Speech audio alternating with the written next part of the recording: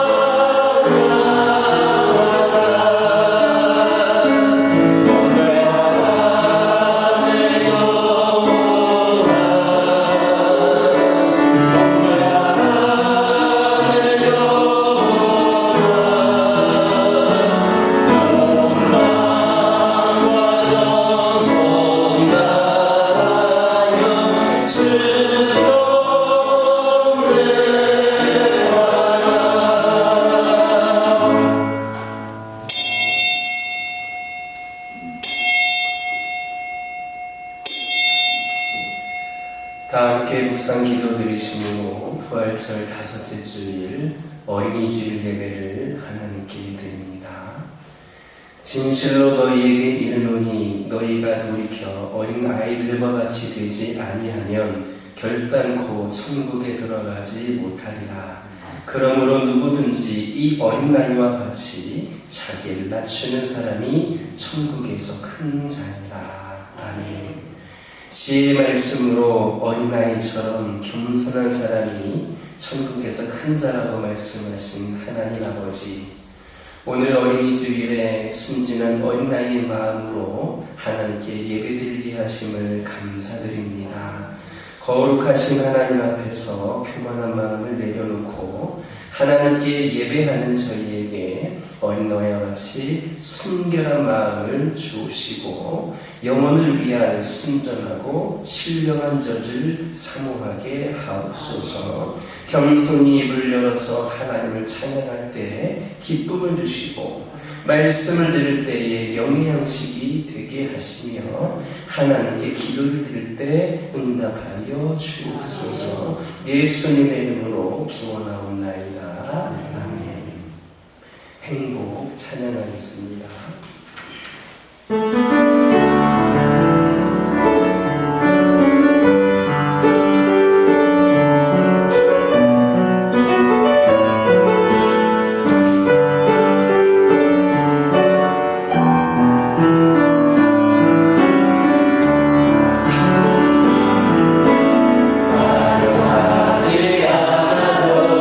정결하게 사는 삶 가진 것이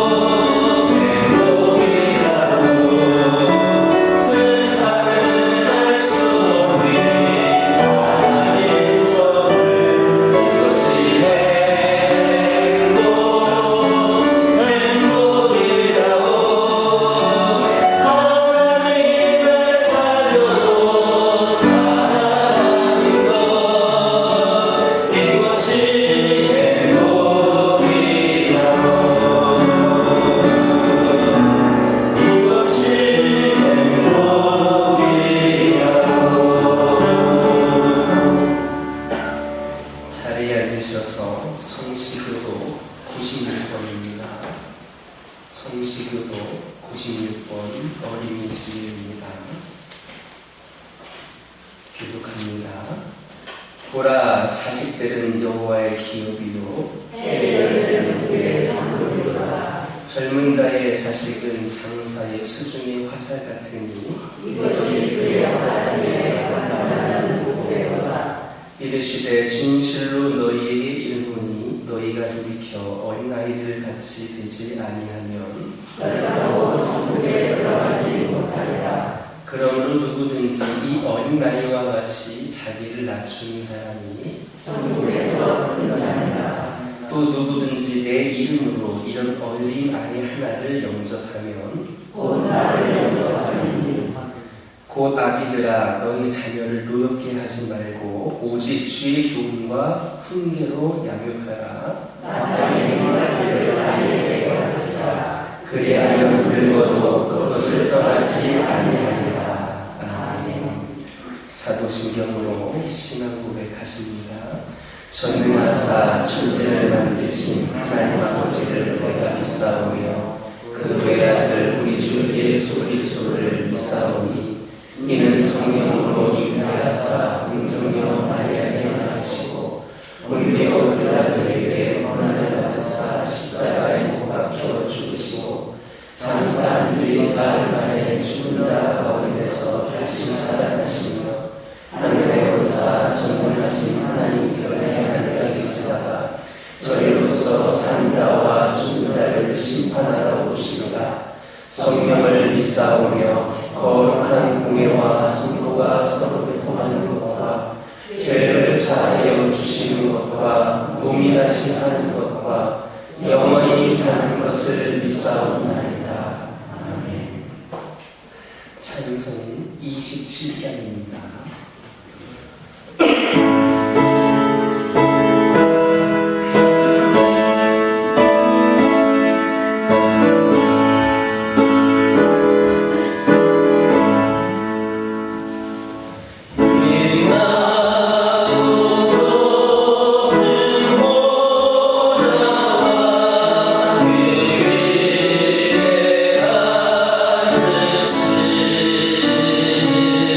주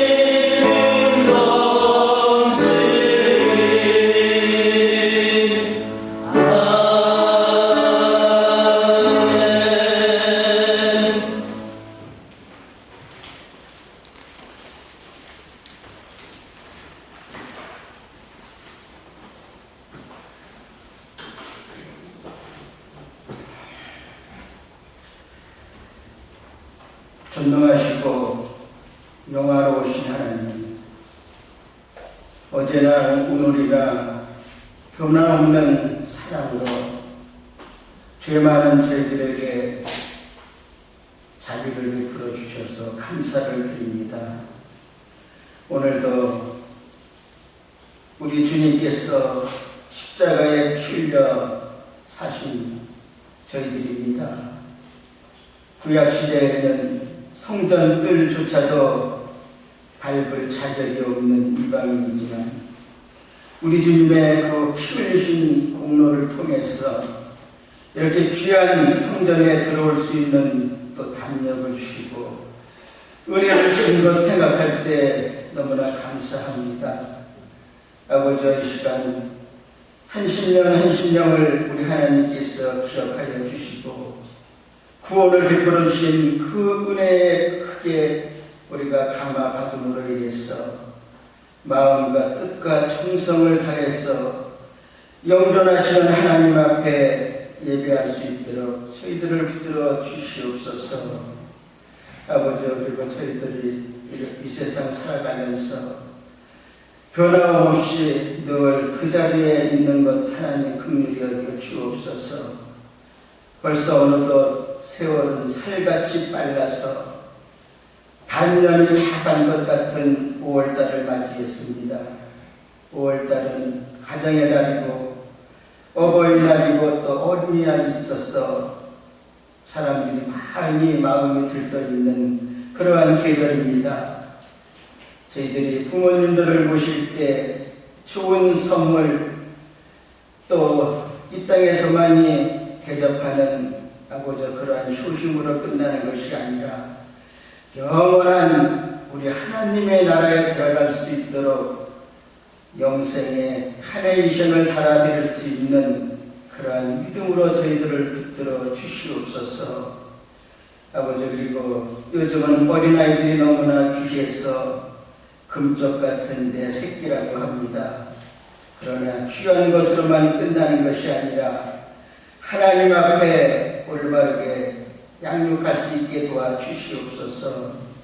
한나가 사무엘을 우리 하나님 앞에 드려서 나중에 하나님 앞에도 쓰임받을 일꾼이고 이스라엘에게도 아주 귀한 일꾼이 된 것처럼 저희들의 자녀들도 하나님께 온전히 맡겨서 하나님 뜻대로 양육함으로 인해서 내 자녀로 키우는 것이 아니라 하나님의 자녀로 키울 수 있도록 우리 하나님께서 붙들어 주시옵소서. 아버지, 그리고 저희들이 살아온 것 뒤돌아보면 이웃을 위해서 너무나 살지 못했습니다. 이웃에게 사랑을 주기보다는 미움을 주고 겸손한 마음을 주기보다는 교만한 마음으로 상처를 주고 그리고 칭찬하기보다는 비판하고 그리고 귀한 것으로 다 대접하고 선행을 베풀기보다는 아주 인색하게 아버지 상처를 준 것 있으면 하나님 용서하여 주시옵소서.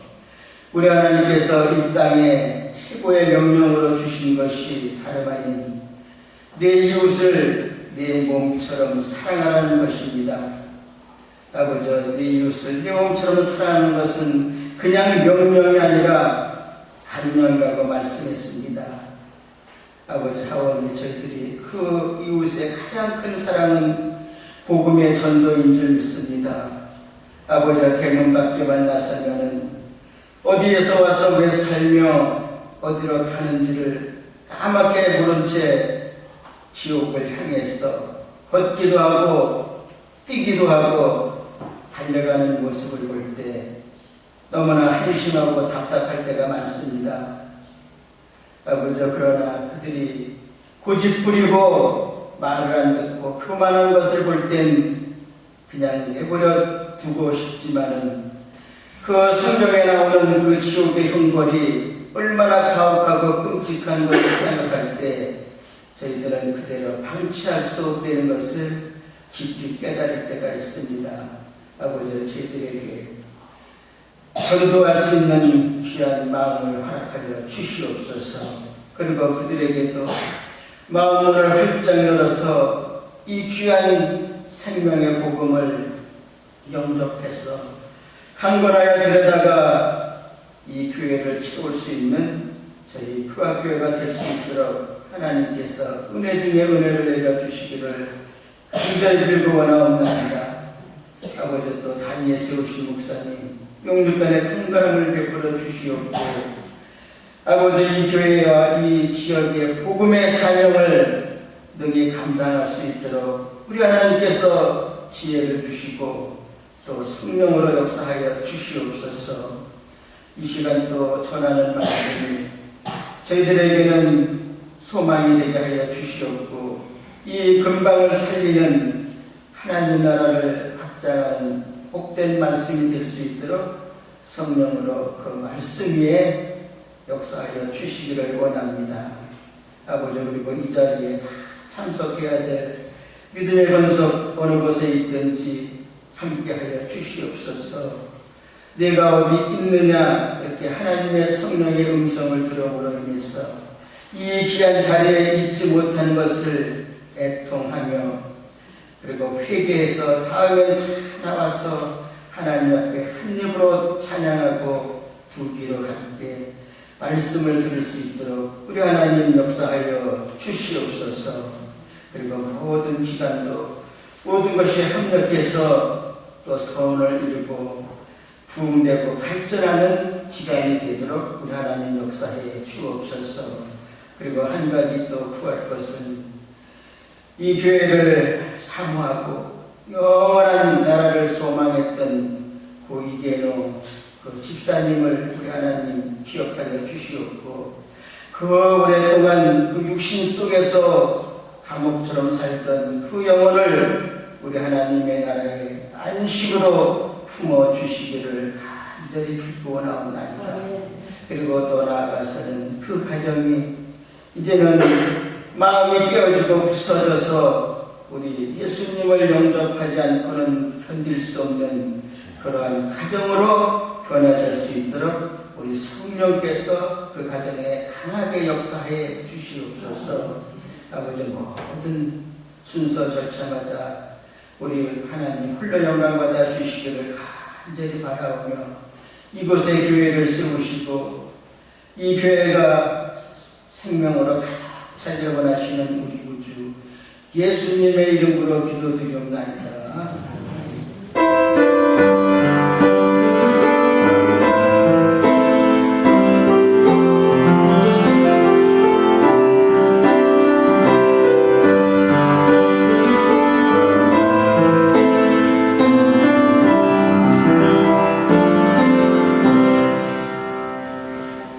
오늘 하나님 말씀은 신명기 6장 4절에서 9절 말씀을 공독하였습니다. 성경이 271페이지입니다.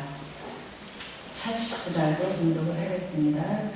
이스라엘아 들으라. 우리 하나님 여호와는 오직 유일한 여호와이시니 너는 마음을 다하고 뜻을 다하고 힘을 다하여 내 하나님 여호와를 사랑하라.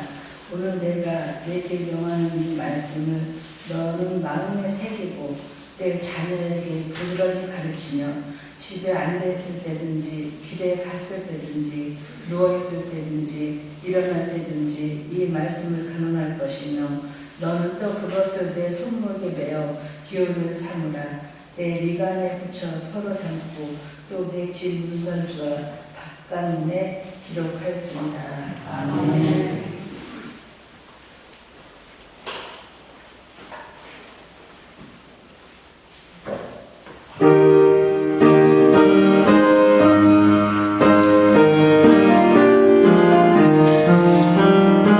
예수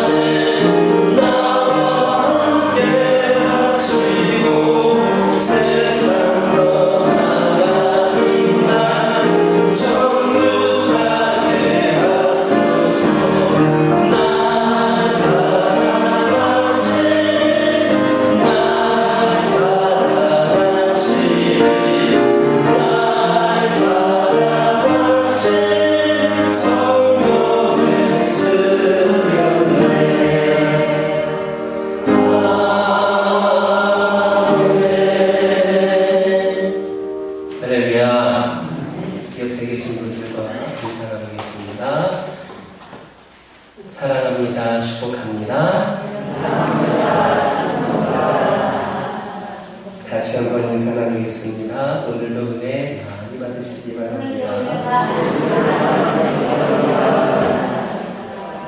할렐루야.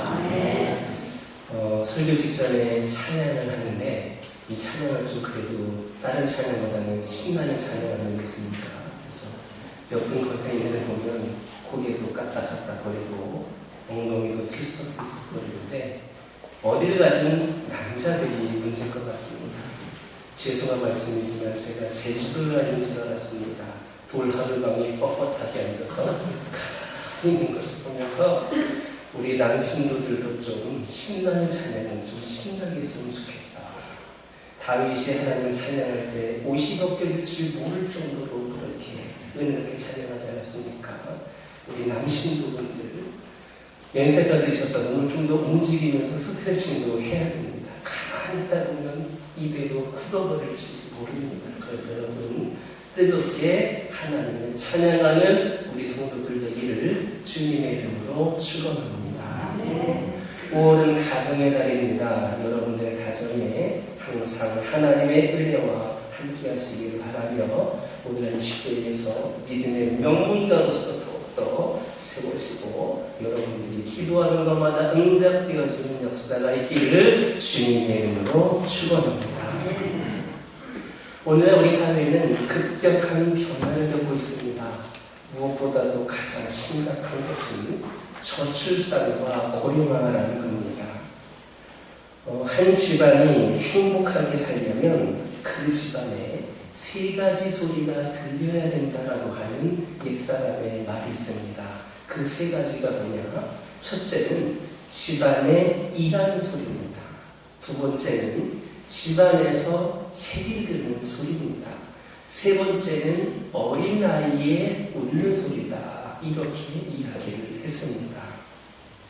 우리 한국의 농촌의 어려움을 대표하는 말 중 하나가 농촌에서는 어린아이의 웃음소리, 울음소리를 듣기가 어렵다라는 겁니다. 그런데 이제 이것은 꼭 농촌만의 문제가 아닙니다. 출산율 저하가 심상치 않습니다. 얼마 전 통계를 보니까 여러분들에게도 말씀드린 적이 있는 것 같은데 결혼을 한 후 모든 부부가 아니라 결혼을 한 후에 출산이 가능한 부부만을 대상으로 조사를 했더니 그 출산 가능한 부부 중에서도 한 가정에 0.7명이 출산한다고 합니다. 모든 부부 중에서 0.7명도 아니고 결혼한 부부 가운데에 출산이 가능한 부부 가운데에서도 그 가정에 0.7명이 출산이 되고 있다고 합니다. 우리나라 통계입니다. 그만큼 요즘 아이를 잘 낳지를 않는다는 겁니다. 우선 여성들의 사회활동이 활발해지면서 아이를 낳지 않는 가족들이 많이 생겨났습니다. 소위 딩크족이라고 하는 말이 생기면서 독신자들이 늘어나고 있습니다. 그래서 아이들과 청년들이 줄어들고 또 의학 발달로 인하여서 노인들의 수명이 늘어나서 노인들의 수는 점점 증가하고 있는 그러한 추세입니다. 이렇다 보니까 국가 노동력에 문제가 생겨나게 됐습니다. 그래서 정부에서는 이런 대책 저런 대책을 마련하느라 고생을 하고 있습니다. 아이를 낳았으면 이런저런 혜택을 준다면서 출산을 독려하는 겁니다. 봄의 아름다움과 생명력을 느낄 수 있는 5월의 주인공은 바로 어린이들일 겁니다. 천진스러운 얼굴을 하고 천방지축 뛰어다니면서 노는 아이들의 모습을 떠오르게 합니다. 하지만 현실은 더 이상 그런 그런 아이들의 모습을 찾아보기가 힘듭니다. 방과 후에 뛰어노는 아이들로 차 있어야 할 운동장들은 텅 비어 있습니다. 2-3개의 가방을 든 아이가 있습니다. 하고 여기저기 학원을 다니느라 그렇게 가방을 여러 개를 들고 다닙니다. 요즘은 이런 아이들에게 우울증 현상이 많이 나타난다고 합니다. 아이들이 아이들답게 커야 되는데 마음껏 뛰어놀아야 하는데 아이들이 아이 같지가 않습니다. 경쟁사회에서 살아남으려면 어쩔 수 없다라고 하는 학부모들의 교육열 때문입니다.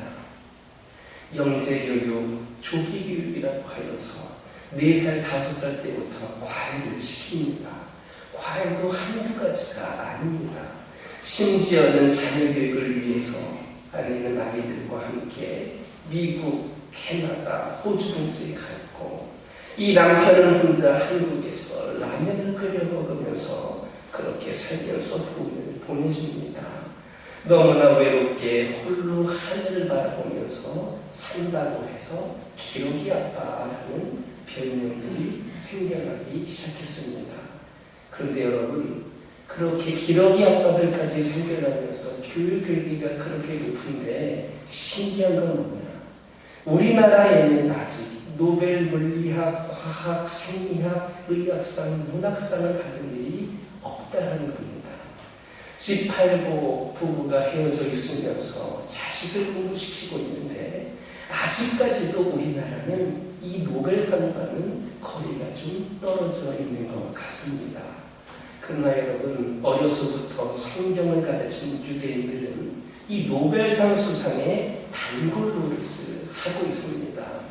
유대인들은 모세의 때부터 지금까지 자녀들에게 하나님의 말씀을 전수하는데 성공했습니다.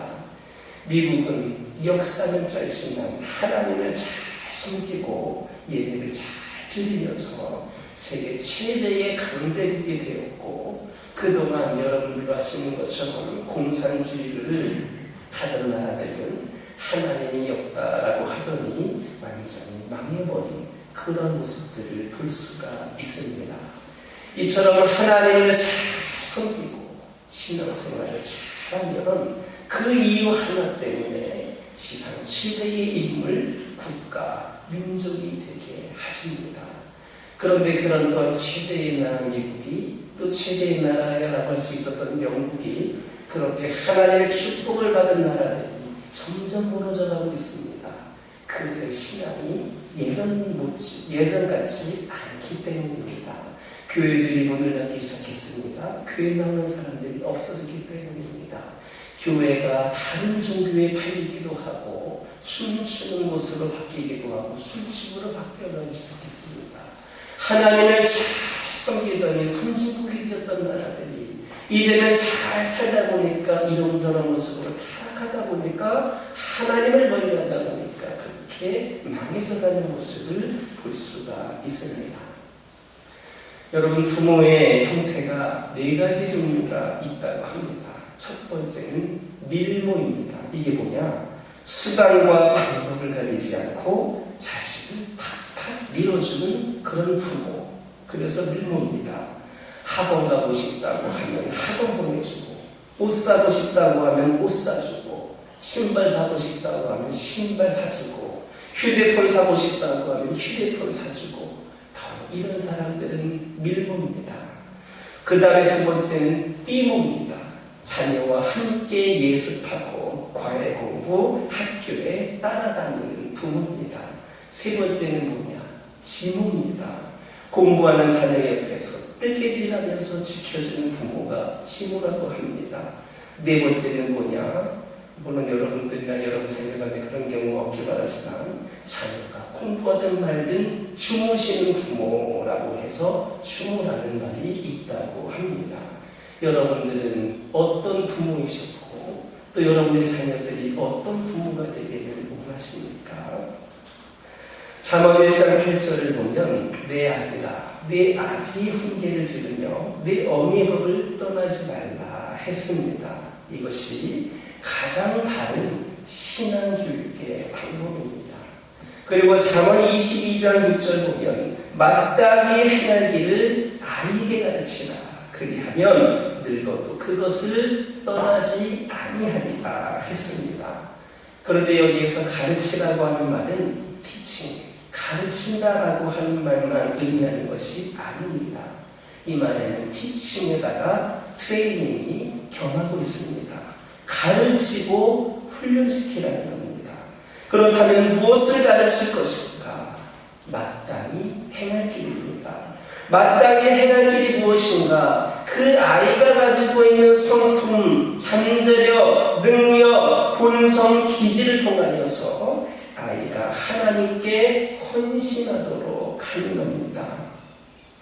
인간을 만들기 위해서 어리고 연약한 자녀들에게 올바른 행동과 원칙, 행동 습관을 형성시켜주기 위해서 하나님의 규칙에 따라서 몸가짐을 훈련시키는 것이 진정한 교육입니다. 무슨 일이든지 얼마나 많이 하느냐보다는 바르게 하느냐가 중요합니다. 세상에는 바르게 사는 사람들이 많지 않습니다. 신앙생활도 그렇습니다. 이 아는 신앙으로는 부족합니다. 바로 믿는 신앙이 필요하다라는 말씀입니다. 하나님은 우리의 이성을 접고 전적으로 믿는 대상입니다. 너무 영리하고 똑똑한 게 문제입니다. 오히려 올바른 신앙은 어린아이처럼 바보처럼 되어야 할 때가 있습니다. 부모들 가운데에 자식이 지옥으로 떨어질 것은 걱정하지 않고 대학에 떨어질 것만 걱정하는 부모들이 있습니다. 그런 부모가 문제입니다. 말씀을 부지런히 가르치고 어려서부터 성경 이야기를 들려줘야 합니다. 기도를 가르쳐야 됩니다. 말하기 시작할 때부터 주님을 찾는 기도하는 법을 가르쳐줘야 되고 또 부모가 날마다 자녀들을 위해 기도해 주어야 합니다. 열심히 기도하는 부모의 자식이 망하는 법이 없습니다. 교회의 출석과 예배의 중요성을 철저히 가르쳐야 됩니다. 그것은 학교 가는 것보다 더 중요하다는 것을 가르쳐야 됩니다. 아이들이 아침에 TV를 보거나 게임을 하느라 교회 안 가는데도 가만두는 부모들이 있다면 그가 진정 기독교인이라 할 수가 있겠습니까? 감리교의 창시자인 요한 웨슬리의 어머니 수산나는 신앙의 힘으로 19명의 자녀를 훌륭하게 키운 여사입니다. 수산나의 자녀 교육 방법 가운데 하나는 3살 이전에 아이들의 고집을 꺾어야 된다. 3살 이전에 꺾어야 된다라는 것이었습니다. 그리고 어려서부터 철저하게 경건의 훈련을 시켰습니다. 어릴 때부터 교육해야 합니다. 틀이라고 하는 말, 어쩌면 오늘날에는 어울리지 않는 말처럼 들릴지 모릅니다. 틀에 박힌 말, 틀에 박힌 생활을 가장 싫어하는 시대가 오늘 이 시대입니다. 이 틀이라고 하는 것은 참으로 편협하게 만들고 소극적이게 하는 것 같은 그런 느낌을 받습니다.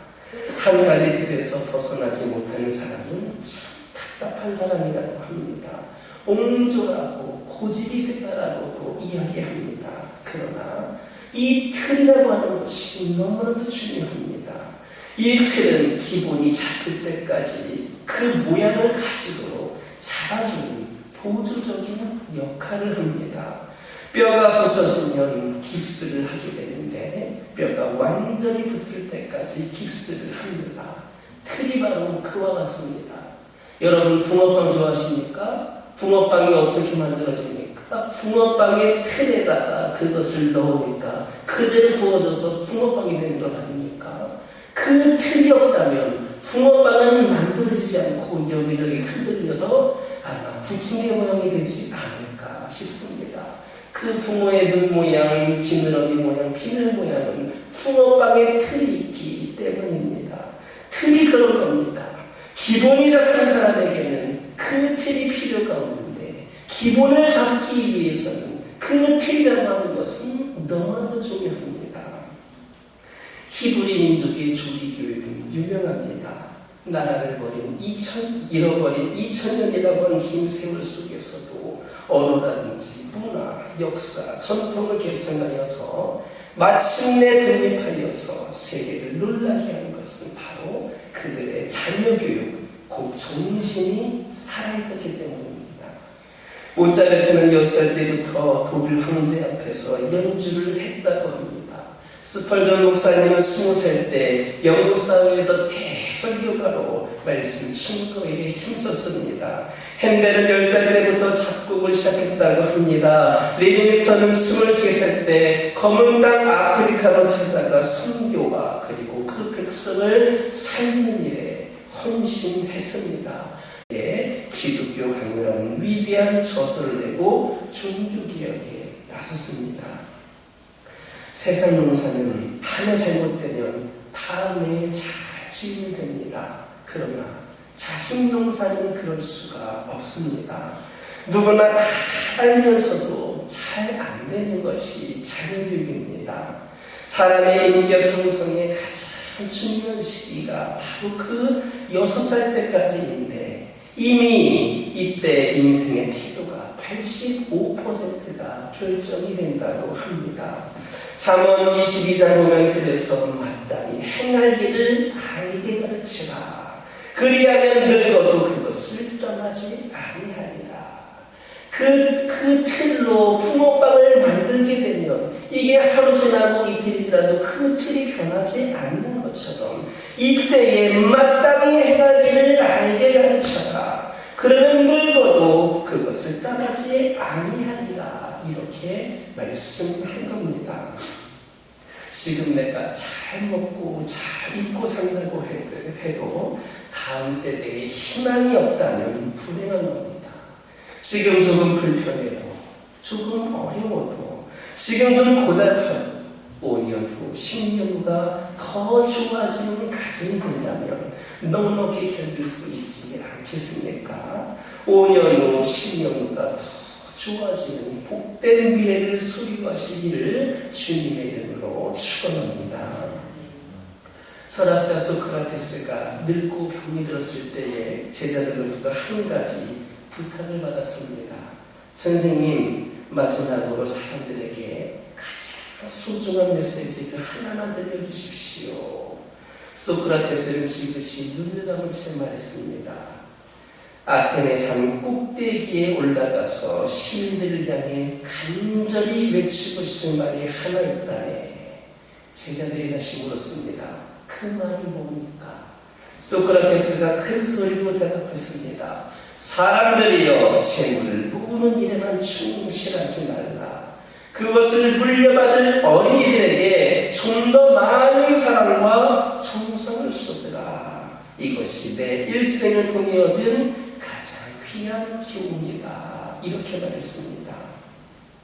사람들은 간혹 진정 소중한 것이 무엇인지를 망각하고 살아가고 있습니다. 어린이를 잘 양육하는 것이 부모에게 맡겨진 제1의 사명입니다. 세상 사람들은 어린이를 어른과 비교하여서 모자른 존재를 봅니다. 어린이를 작고 여리고 어리석다 생각합니다. 그래서 사실 이 어린이라고 하는 말도 우리말로 어리석다라고 하는 말에서 나왔다고 합니다. 이런 태도는 어른의 입장에서 어린이를 본 겁니다. 세상 사람들은 항상 높은 곳, 큰 것, 힘센 것을 기준으로 하여서 판단하고 행동을 합니다. 그런데 예수님은 세상의 기준과 완전히 다른 기준을 제시하셨습니다. 아니, 지금 예수님은 세상의 기준을 완전히 뒤엎으셨습니다. 부자는 천국에 들어가기 어렵고 가난한 자라야 천국에 갈 수 있다. 높아지려는 자는 낮아질 것이고 낮아지려는 자는 높아질 것이다. 원수를 미워하지 말고 원수를 사랑해라. 살려고 하는 자는 죽을 것이고 죽으려고 하는 자는 살 것이다. 예수님의 가치관은 항상 그렇습니다. 우리도 예수님의 가치관을 가지고 살아야 할 겁니다. 예수님은 어린아이와 같지 아니하면 천국에 들어가지 못한다 하셨습니다. 그러므로 어린이와 같이 되어야 합니다. 어린이부터 배워야 합니다. 어른은 스스로 높아지려고 애쓰고 또 높은 자를 높입니다. 어른은 속이기를 좋아합니다. 어른은 자신을 자랑하고 의지합니다. 어른은 남을 호령하고 지배합니다. 어른은 눈과 마음이 굳어 있어서 하는 것을 잘 받아들이려 하지 않습니다. 하지만 어린이는 스스로 낮출 필요가 없을 정도로 낮습니다. 어린이는 아무도 속이지 못할 정도로 순수합니다. 어린이는 무한히 열려 있습니다. 그러므로 어린이는 새로운 것, 지식을 쉽게 받아들입니다. 어린이는 친구와 싸우다가도 금방 사이좋게 지냅니다. 그래서 하나님은 천국에서 어른보다 어린이를 큰 자로 인정하십니다. 그러므로 누구든지 어린이와 같이 자기를 낮추는 자가 천국에서 큰 자가 될 수가 있습니다. 먼저 신앙교육은 가정에서부터 이루어져야 합니다. 유대 이스라엘 가정은 교육을 심어주는 학교였습니다. 오늘 우리나라의 경우는 모든 교육을 학교 그리고 학원에 맡기고 있습니다. 그래서 교육 환경이 좋은 지역으로 이사를 가려고 하고 그런 지역은 집값도 하늘 높은 줄도 모르고 치솟고 있는 것이 실정입니다. 진정한 교육의 장소는 학교가 아니라 가정과 교육임을 명심하시기 바랍니다. 오늘 본문을 보면 내 자녀에게 부지런히 가르치며 라는 말씀을 합니다. 부지런히 자녀들을 가르쳐야 됩니다. 시간을 내어서 부지런히 가르쳐야 합니다. 뜨겁게 가르쳐야 됩니다. 유대인은 남보다 뛰어나라, 남들을 앞질러라가 아니라 인류든 상관없이 남과 다르게 커라라는 그런 가르침을 줍니다. 유대인은 너는 어학을 잘하니까 수학을 잘하면 인류대학에 문제없이 들어간다라는 식으로 말하지 않습니다. 특성을 찾아서 철벽투구를 합니다. 여러분, 인류 역사상 최악의 사건 중에 하나가 히틀러가 600만 명의 유대인들을 죽였던 사건입니다. 여러분, 우리나라가 6.25 전쟁을 겪었을 때에 죽은 사람이 몇 명인지 아십니까? 150만 명이라고 합니다. 그런데 이 히틀러는 조용히 살아가는 유대인들을 600만 명이나 죽였습니다.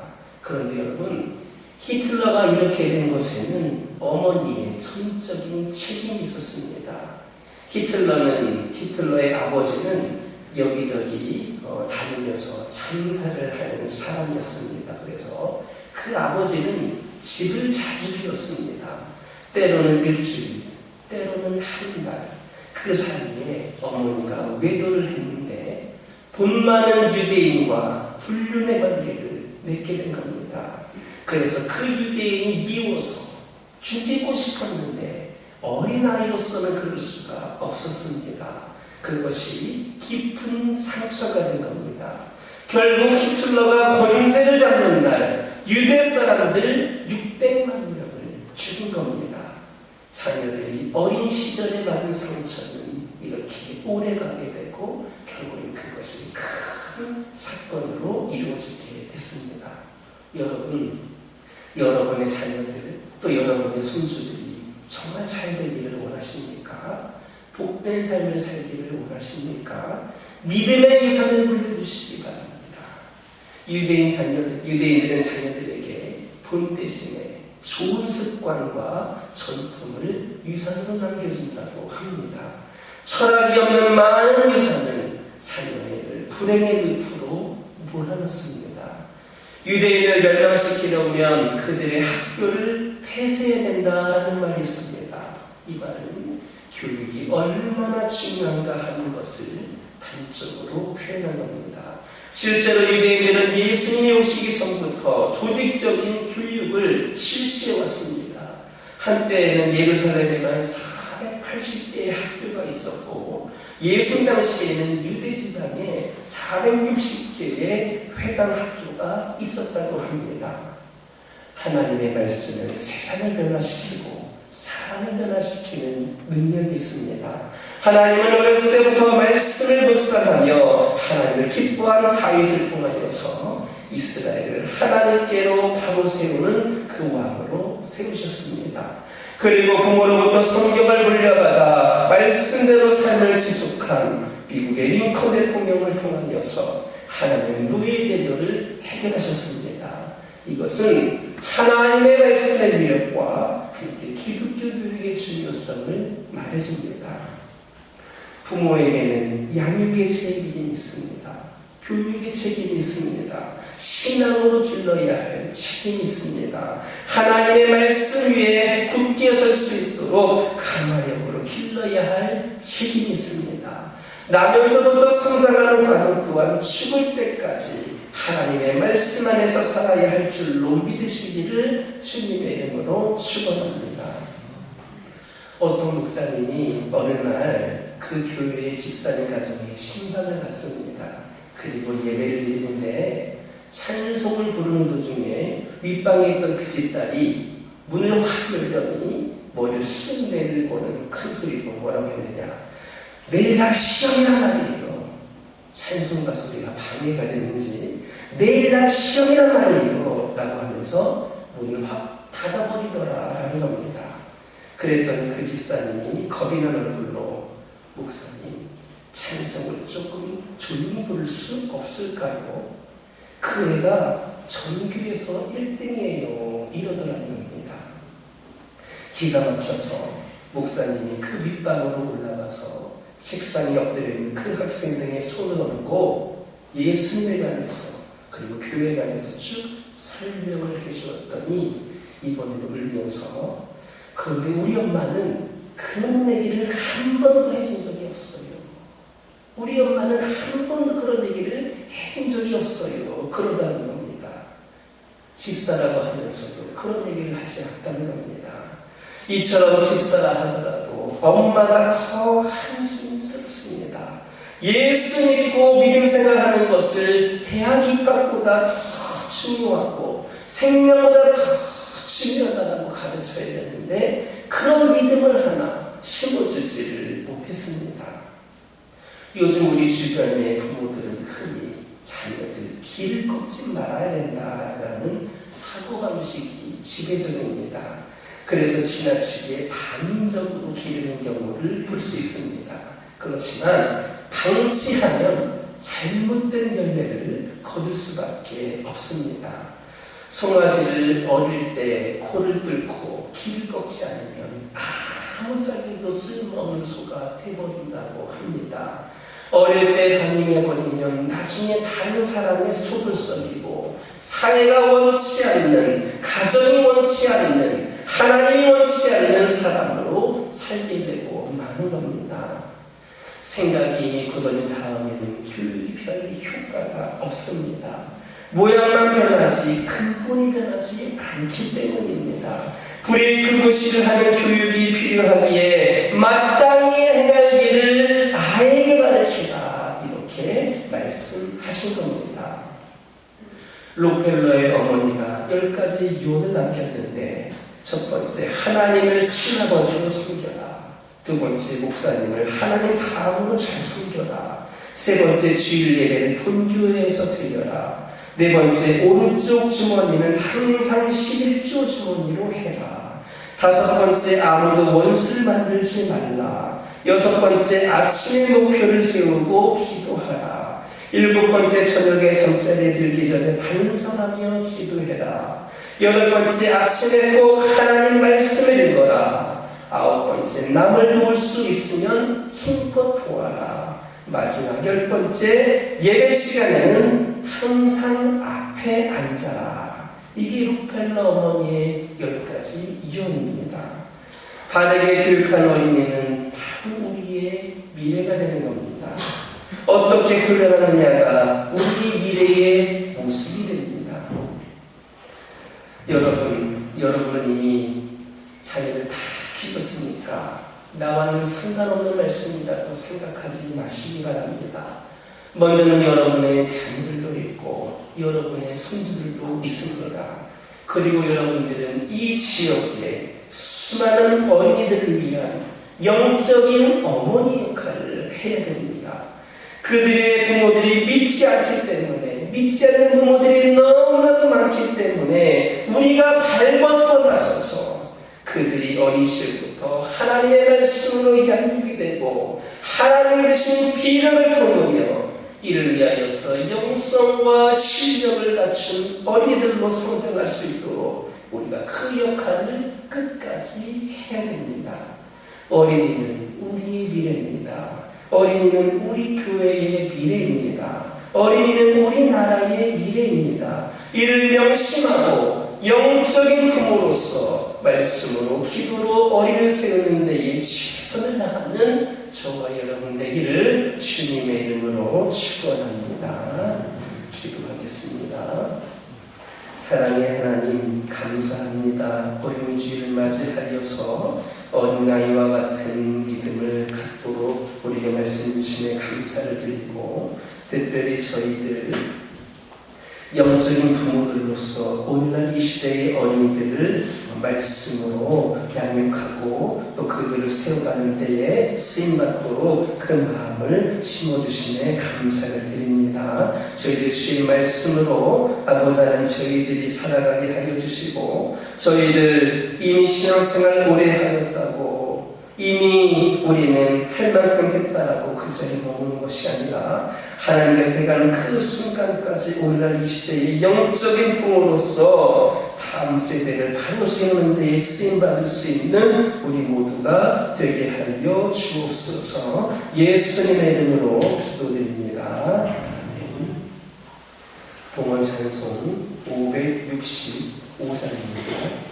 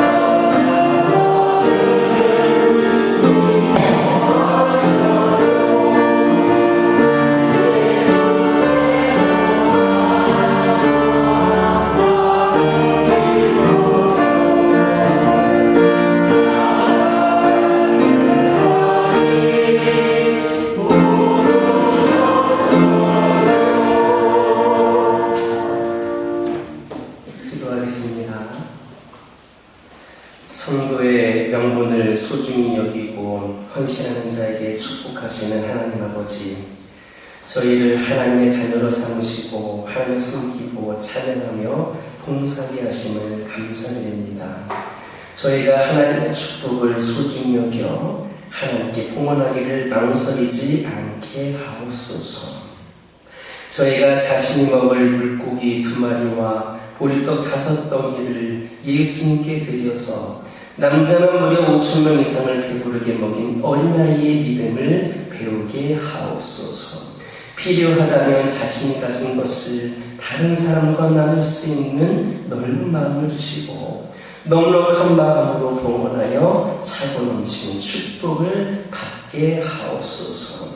11조를 드리는 가정에 악한 마귀와 우환과 시험을 막아두시고 주의 인자하심을 노래하며 믿음의 열매를 수확하는 축복을 주옵소서. 감사 예물을 드리는 가정에 시냇가에 심어진 나무같이 형통하기를 바랍니다. 합니다. 선교운동을 드립니다. 선교 현장에 복음의 붕이 불길처럼 타오르게 하여 주옵소서. 주님이 주신 사랑을 기억하며 그 마음에 구제 예물을 드린 자녀들이 있습니다. 그 사랑이 주의 사랑이 필요한 곳에 온전히 전하여지게 하옵소서.